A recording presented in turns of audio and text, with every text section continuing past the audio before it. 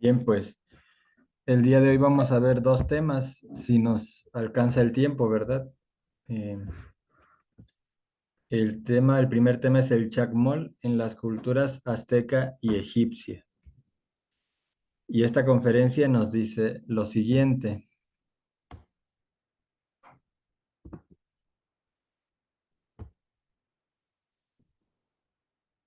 nos da una información, ¿verdad? Unos datos y dice, el Museo de Antropología e Historia de la Ciudad de México existe la figura de un hombre en piedra, semiacostado, en decúbito dorsal.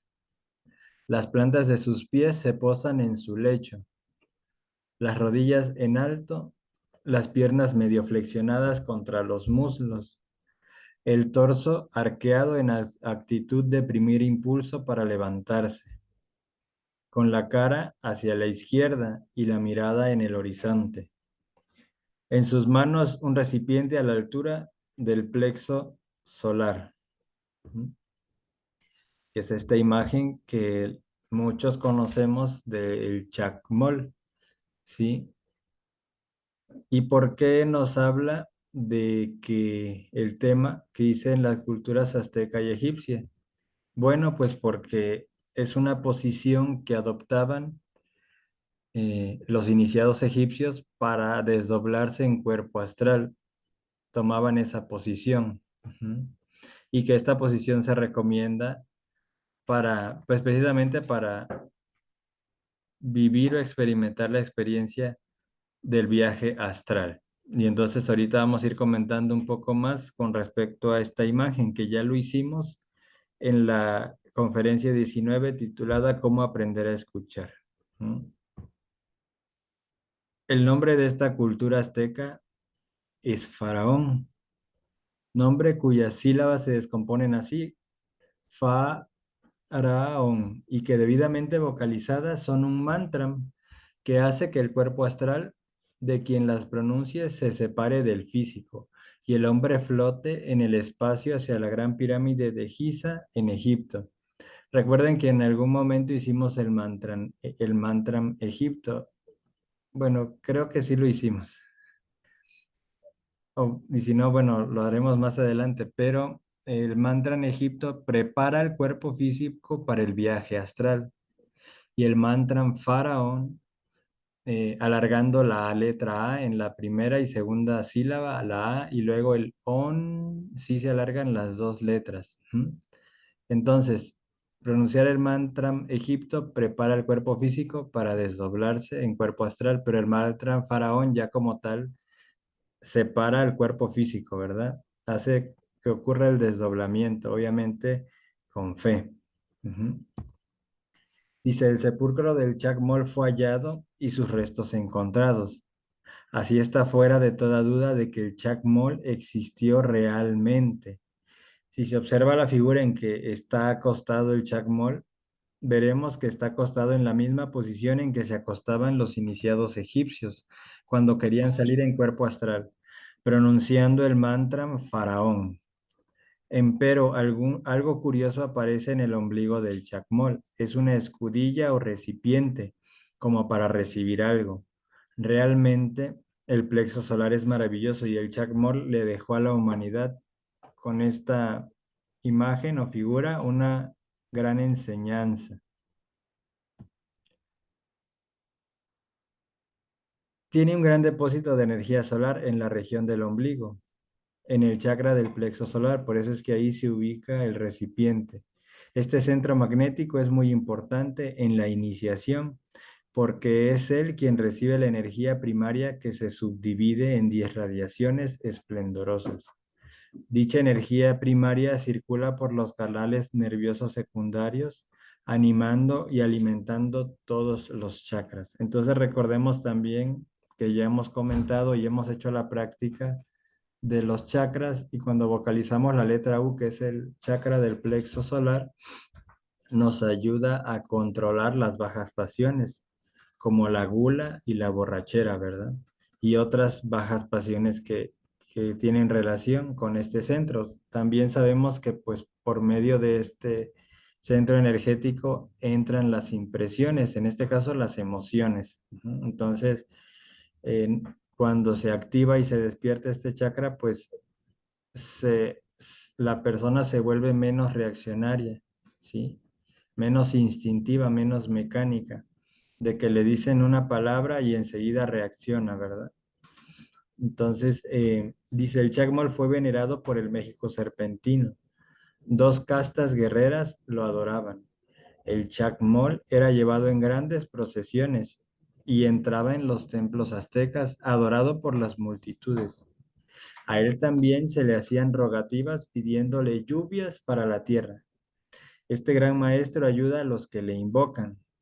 Podrían hacerse incluso amuletos con la figura del Chacmol para colgarlos o cargarlos al cuello en forma de medallón o pequeñas esculturas del Chacmol, ¿sí? Entonces, por eso tiene relación esta figura con la cultura egipcia. Ujú. Y bueno, retomando la imagen, comentábamos en algún momento que representan la mayoría de estas culturas prehispánicas de la antigüedad, siempre con ojos grandes, es decir, que poseían o tenían desarrollada la clarividencia. Igual la boca, su boca siempre la representan grande, amplia. Entonces, también que habían desarrollado el verbo mágico, el verbo de oro, el verbo sagrado. Tenían el don de la sabiduría, tenían el don del verbo. Ujú. Sus orejas, hay unas especies de orejeras grandes y que en otras esculturas o grabados vemos orejas grandes, quiere decir que poseen la clariaudiencia, que la tienen desarrollada, es decir, que escuchan los mensajes que vienen de los mundos superiores. ¿Y por qué todo esto? Porque, bueno, esa vasija o recipiente en el plexo nos indica que está receptivo. Esa vasija está vacía, obviamente. Y decíamos en la conferencia 19 que para aprender a escuchar necesitamos vaciarnos de nosotros mismos. Cuando estamos llenos de sí mismos, cuando nos amamos tanto a sí mismos, con esa egolatría, con ese narcisismo, tan llenos de sí mismos, pues no puede uno escuchar los mensajes que vienen de lo alto, uno no puede recibir lo nuevo porque pues está tan lleno de sí mismo. Permítanme un momento. Este, Emi.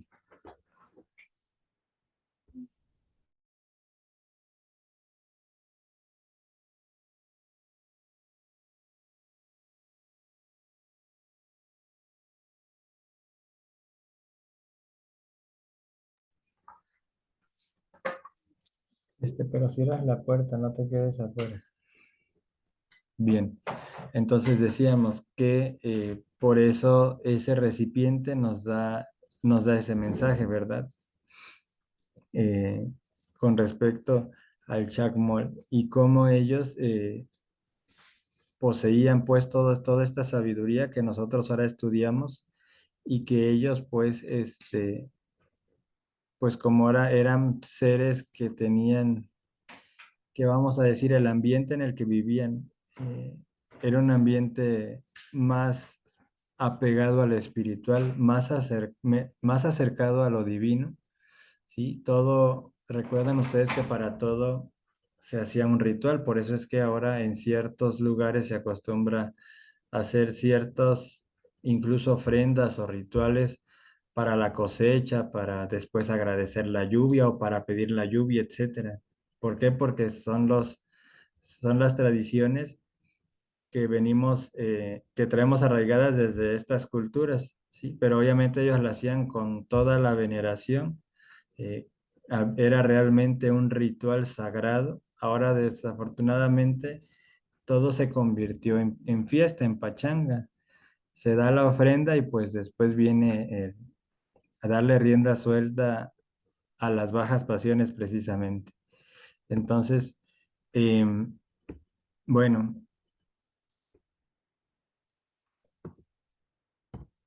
con esta pequeña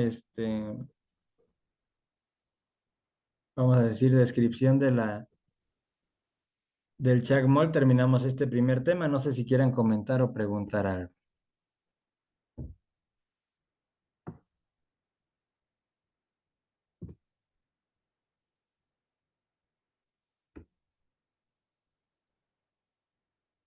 Y si no, pues pasamos al siguiente tema.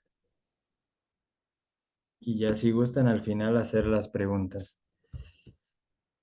Entonces aquí les voy a hacer una pregunta. ¿Cómo hacer luz dentro de nosotros mismos? Este, este concepto lo manejamos hace poco en algún tema, por eso les pregunto si recuerdan cómo hacer luz dentro de nosotros mismos. Y si no se acuerdan, pues nada más comenten o escriban, no me acuerdo. Buenas noches, César. Hola, buenas noches, Reina. Este, pues es con oración, Sí, también. con meditación. Ujú. Sí, claro. Ok, gracias, Reina. ¿Alguien más? Sí, obviamente cuando vimos las técnicas para el despertar, ¿verdad? Vimos todo eso y pues las técnicas de despertar es una forma de hacer luz dentro de nosotros. ¿Mm? Bueno, entonces vamos a empezar con el tema. Primero que nada, debemos de decir que si nosotros anhelamos hacer luz dentro de nosotros o generar la luz o desarrollar la luz dentro de nosotros, primero es cierto que debemos de darnos cuenta que vivimos en oscuridad o en tinieblas, o que vivimos alejados de la luz, es decir, en otras palabras, que vivimos alejados del Dios o del ser, ¿sí? Pero ¿cómo nosotros nos damos cuenta que vivimos en tinieblas? Porque alguien viene y nos los dice, porque mi papá o mi mamá me han dicho que voy por mal camino, porque escuché una conferencia y me dijeron que vivo en oscuridad, que estoy en tinieblas, que vivo en el mundo del yo. Pues no, resulta que, bueno, eso me ayuda o me sirve para en algún momento tomar conciencia o detenerme, hacer una pausa en mi vida y preguntarme qué estoy haciendo mal o si sí realmente estoy haciendo algo mal, etcétera. Eso por lo común pasa en, en el mundo, ¿verdad? En cualquier persona. Pero si nosotros queremos hacer luz dentro de nosotros mismos, la clave está en la autoobservación psicológica. Porque una cosa es que la gente me diga que estoy mal y otra cosa es que yo vea que estoy mal.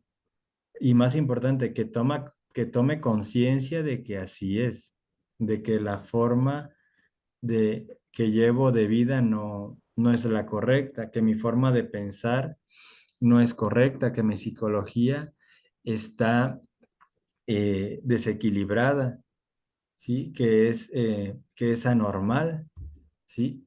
Que no soy yo el que genero mis propios pensamientos, etcétera, etcétera. Y eso lo vamos a descubrir a través de la autoobservación. Primero, verlo, aceptarlo, observarlo y obviamente ir profundizando en el defecto o en los defectos que seleccionemos observar, ¿sí? Entonces vamos a ir entrando en el tema. Esto de hacer luz es importantísimo, obviamente. Déjenme mover aquí. Porque mientras uno vive en tinieblas, anhela uno la luz, porque está ciego. La persona que está metida en un socavón, entre las tinieblas, en un subterráneo, lo que más anhela es luz, como personas que últimamente o en los últimos años se han quedado atrapados en alguna mina, etcétera, ¿verdad? Entonces, pero volvemos al punto, ¿cómo me doy cuenta que estoy en tinieblas, verdad? Bueno, ya lo dijimos. Ujú. Entonces, La esencia es lo más digno, lo más decente que tenemos en nuestro interior. Desafortunadamente, la esencia, ya sabemos, esa fracción de alma duerme, pero con la autoobservación, la esencia se activa. Y ese 3% de esencia que todos tenemos, afortunadamente, se convierte en conciencia cuando ésta se activa. Ujú. Y ella deviene originalmente de la Vía Láctea. Allí resuena con la nota musical La. Luego pasa al Sol o al sistema solar con la nota Sol y luego viene a este mundo físico con la nota Mi. Esto es una información que viene en la conferencia, pero lo veremos en el tema en algún momento de los 7 cosmos, cómo va pasando del protocosmos al ayocosmos, macrocosmos, mesocosmos, deuterocosmos, etcétera, etcétera, ¿verdad? Hasta llegar al microcosmos hombre, es decir, al mundo físico, ¿verdad? Entonces, al ir pasando por cada cosmos, son 7 cosmos, son 7 notas musicales, en que se plasman 7 sonidos diferentes que resuenan y en los que pasa de lo, de lo divino o de lo espiritual a lo material, de lo intangible a lo tangible, de lo desconocido a lo conocido para nosotros, que hasta el momento que es la materia. Ujú. Entonces, la esencia, ella quiere la luz, pero ¿cómo la anhelamos? No hay quien no anhele la luz. Obviamente, quien se ha observado realmente, quien se ha dado cuenta de lo que ha hecho, de lo que ha sido, de lo que es y en lo que se puede convertir, va a anhelar la luz, a no ser que ya esté demasiado perdido. Es decir, que ya sea un cascarón vacío, que ya no tenga fracción de alma, ¿sí? Pues cuando uno tiene alguna aspiración, anhela la luz. ¿Y cómo saber si tenemos esencia o no? O fracción de alma, ya hemos comentado que si sentimos remordimiento o arrepentimiento, por lo menos de vez en cuando, por algo que cometemos, pues quiere decir que todavía hay una luz, ahora sí que hay una luz ahí que nos da una esperanza, ¿verdad? Pero cuando el yo perverso, los yoes que se llaman de la parte oculta, ¿sí? Porque también ya comentamos un poco de eso, pero lo repito ahorita, lo recalco, que hay unos yoes que son los que normalmente se ven, que son los que se manifiestan normalmente. Pero hay defectos, los yoes perversos salen de vez en cuando, que son los más fuertes, por eso son yoes perversos. Pero cuando ya los yoes perversos están constantemente manifestándose en una persona, es difícil que ésta tenga arrepentimiento. Ujú. ¿Por qué? Porque ahora la persona perversa es aquella que disfruta hacer daño a los demás, ujú, que disfruta el dolor ajeno. Entonces, pues así podemos reconocer a una persona que ya no tiene remedio, que está perdido. Pero lo que sucede es que se necesita de un heroísmo o de una serie de actos de heroísmo tremendos para poder libertar nuestra alma, o dicho de otra forma, una serie de sacrificios conscientes. Y obviamente para ser un héroe se necesita de valor. Para cometer un acto heroico también se necesita de valor.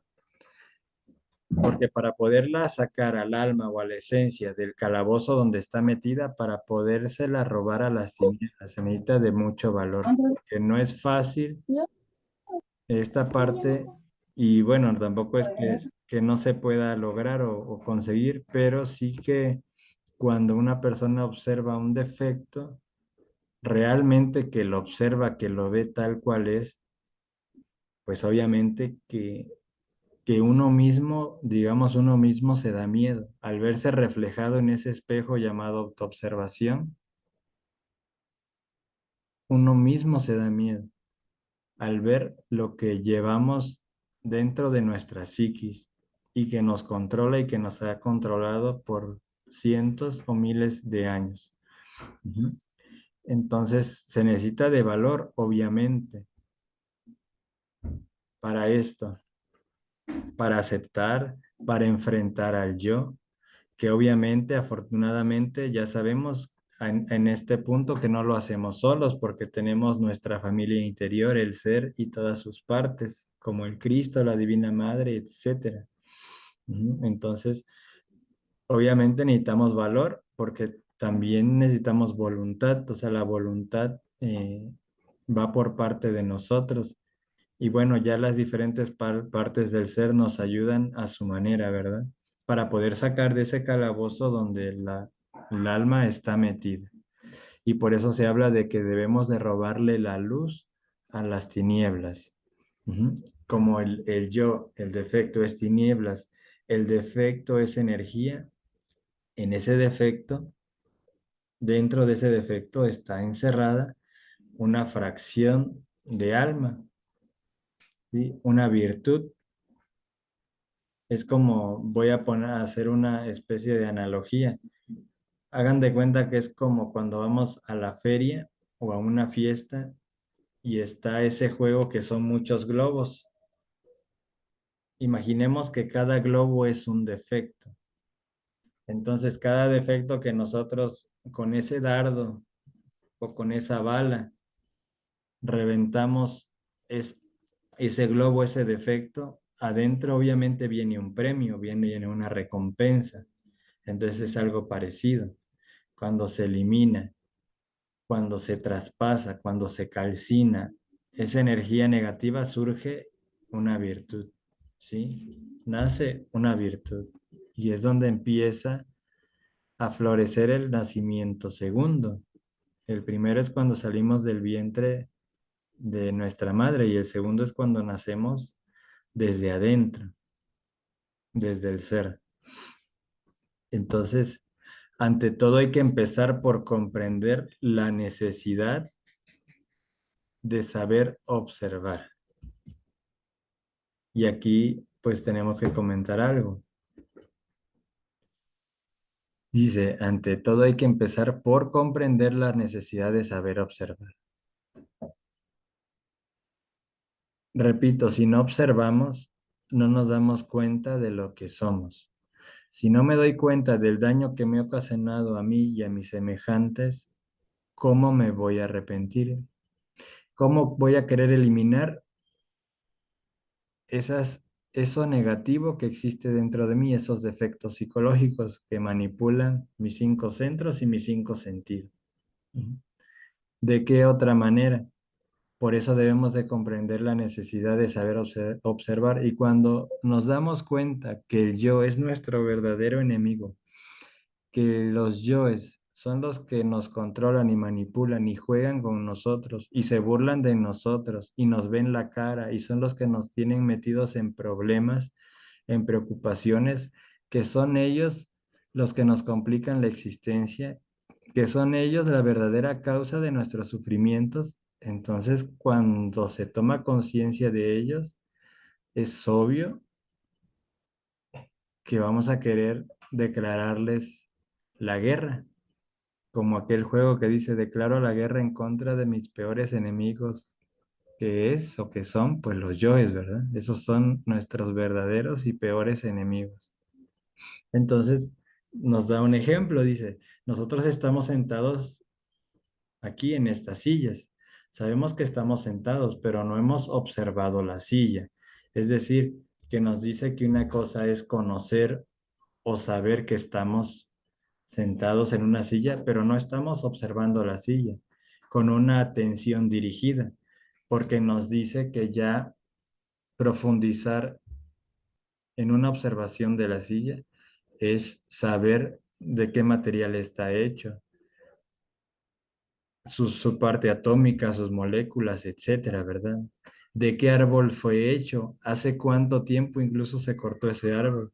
Fíjense hasta dónde puede alcanzar de profundidad en la observación, que ya dijimos que es clarividencia, y con clarividencia podemos ver en el presente, en el pasado y en el futuro.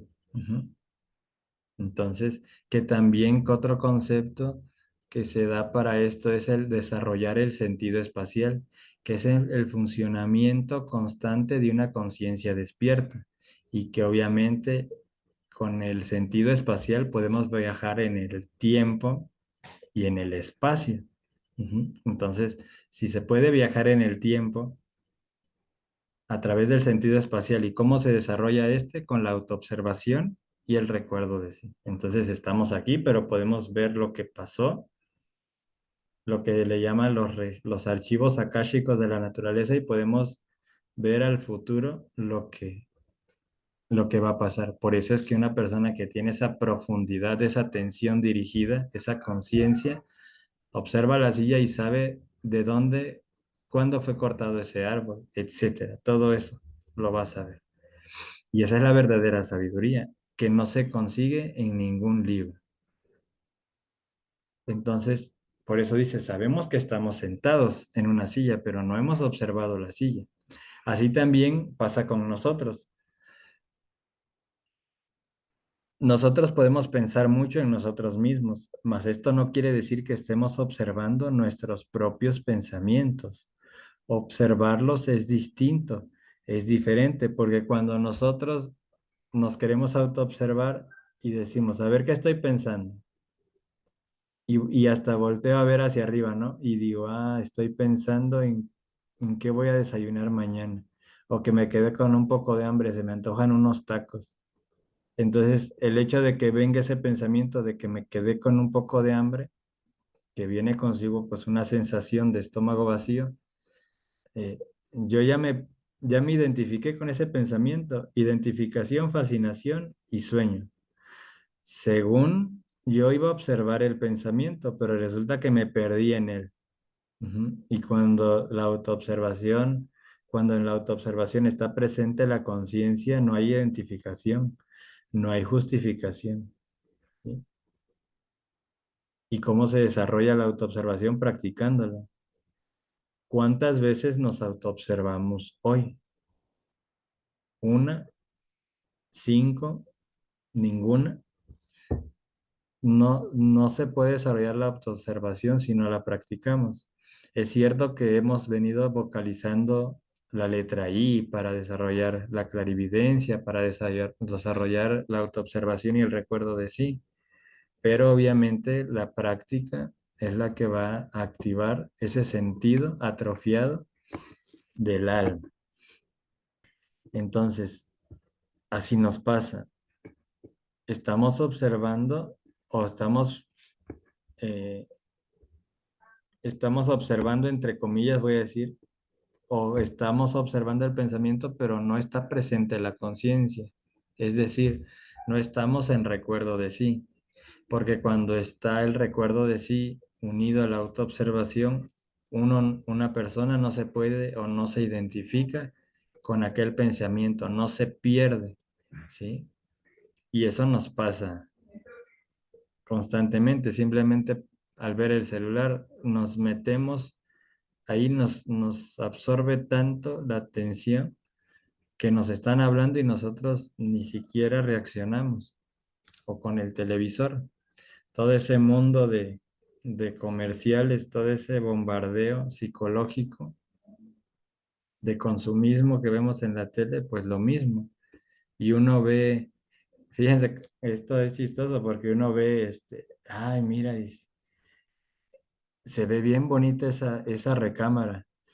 Y como ya estamos a finales de septiembre, casi octubre, dice uno empieza a pensar, y ahora con el aguinaldo a lo mejor me compro esa recámara, o ese juego de sala, o ese carro, no sé, etcétera, ¿verdad? O sea que uno, cuando se acercan ya estos meses, ya uno se empieza a gastar el aguinaldo antes de cobrarlo, ¿verdad? Como siempre, así como pasa con la quincena. Y eso nada más por ver una imagen en la tele, por ejemplo, pues como el ejemplo que di, ¿verdad? Entonces, vivimos en un mundo de emociones inferiores. Cualquier cosa nos produce emociones de tipo inferior y sabemos que las tenemos, ahora sabemos. Pero una cosa es saber que uno se encuentra en un estado negativo y otra cosa es observar el estado negativo en que se encuentra, que es completamente diferente. Es decir, observar sería pues por decir algo, ¿verdad? Porque no soy experto en autoobservación, pero por dar un ejemplo, este, uno, si está la autoobservación y el recuerdo de sí, uno llega a la impresión y uno empieza a observar cómo empieza a tomar control o posesión de uno esa emoción, esa impresión que recibió, o que esa impresión que recibió empieza a generar una emoción y con ello una serie de pensamientos y una serie de reacciones. Y entonces la persona, si está alerta, si está con la atención dirigida hacia lo que ocurre en su interior, pues puede por ahí surgir la intuición y poder captar el defecto que está ocasionando esa emoción negativa. ¿Con qué otros defectos se une? ¿Sí? Lo que es el análisis transaccional, ¿sí? Cómo los yoes se confabulan, ¿verdad? Y se unen. Y que un yo es que es el que origina que salga otro. Ujú. Porque siempre, como les he venido diciendo, vemos la ira, pero a lo mejor la ira surgió por celos, o por amor propio, o por autocompadecimiento, o por el yo víctima, o por lujuria, o la ira surgió por la pereza. Entonces, surgió la ira, me dio una emoción de rabia, de cólera, pero la originó la pereza, pero se manifestó la ira. Y pasó por este centro y por este otro, y luego vino para acá y se fue para allá, y vino esta serie de pensamientos. Ujú. Pero al estar la conciencia, uno simplemente observa cómo esto empieza a moverse dentro de uno.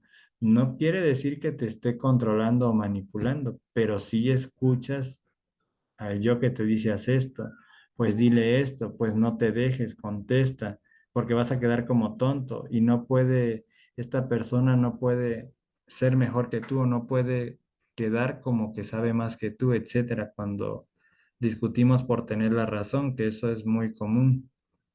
Ujú. Entonces, por eso bien nos dice aquí, una cosa es que sepamos que tenemos una emoción negativa, pero otra cosa es que la estemos observando.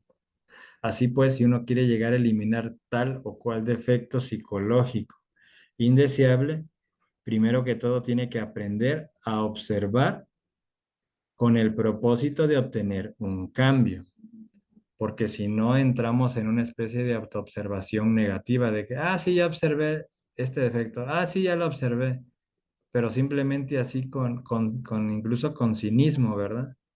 No, si lo vamos a observar es porque vamos a entrar también en la parte de la comprensión. Es cierto que en un inicio observamos y casi se puede decir que no observamos casi nada. Eso depende de cada quien. Depende qué tantas prácticas realice para activar su conciencia, qué tanto ayuda pida a su Madre Divina y a su propio ser para que no se le olvide que se tiene que autoobservar, para que no se olvide de sí mismo. Pero la autoobservación es para cambiar. Y vuelvo a repetir porque ya lo he dicho en otras conferencias, no es para controlar al yo. Nunca vamos a poder controlar al yo. En un momento nos va a dar, se va a hacer de la vista gorda el yo y nosotros vamos a creer que ya lo controlamos, pero no es cierto porque al rato nos da la vuelta y sale peor que antes, con más fuerza. Ujú. Porque uno se confía. Entonces, no se trata de controlar al yo, se trata de observarlo, estudiarlo, comprenderlo y darle chicharrón, ¿verdad? Porque ciertamente si uno no aprende a autoobservarse, cualquier posibilidad de cambio, pues se hace imposible. O sea que si a nosotros no nos queda claro la importancia de la autoobservación, que es la forma de hacer luz dentro de nosotros mismos, ya explicamos por qué. Entonces, sin iniciar un trabajo interior, ya estamos, o aunque lo iniciemos, ya estamos fracasados. ¿Por qué? Porque no va a haber un cambio real, va a ser puras fantasías, puras ilusiones. O sea que vamos a salir de un mundo de ilusión para entrar en otro, y quizás peor, en un mundo de fantasía. Entonces, como primer punto, eh,